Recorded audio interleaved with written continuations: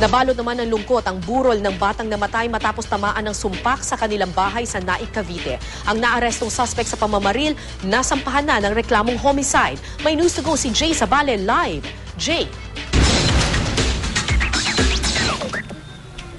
Kara, puno nga ng lungkot at paghihinayang ang unang gabi ng burol ng batang namatay matapos tamaan ng sumpak na si Rangelo Nimer o Gilo dito sa bahay nila sa Naik, Cavite. Sabi nga nila, ang tunay na kaibigan ay di kaiiwanan hanggang sa huling sandali. Yan ang pinatunayan ni Clark Alexander at John Marlo, mga kaibigan ni Rangelo Nimer o Gilo, na hindi ininda ang layo ng burol ng Naik, Cavite para makasama sa mga huling sandali ang kanilang kaibigan. Pumanaw noong bisperas ng bagong taon si Gilo matapos tamaan ng sumpak. Kwento ng kanyang mga kaibigan, kahit daw sandali pa lamang nilang nakakasama sa barangay additional sa Mandaluyong si Gilo, naging kalaro daw nila agad ito.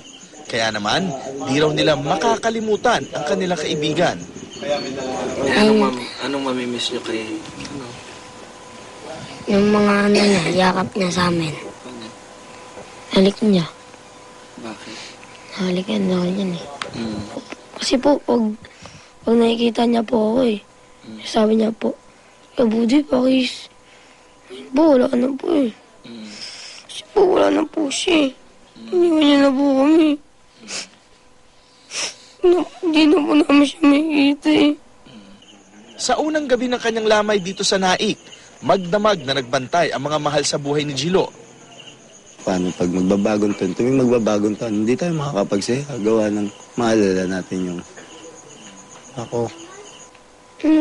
Ba't na po kami iniwan?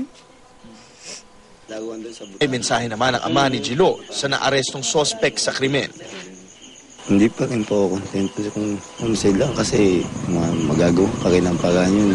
Ang gusto ko talaga habang buhay siyang makulong. Dahil ganun din ako, habang buhay din ako nakakulong sa alala ng anak ko.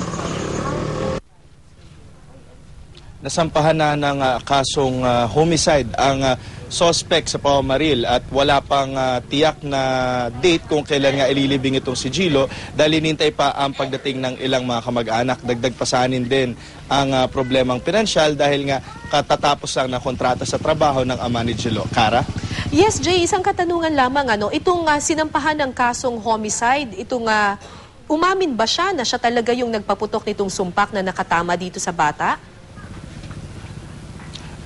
Base sa aking nalalaman, sigurado nang ito nang ang lalaking ito ang nagpaputok ng sumpak habang nung bisperas ng New Year na naka-aksidente nga dito kay Gilo. Kara? Alright, maraming salamat, Jay Sabale.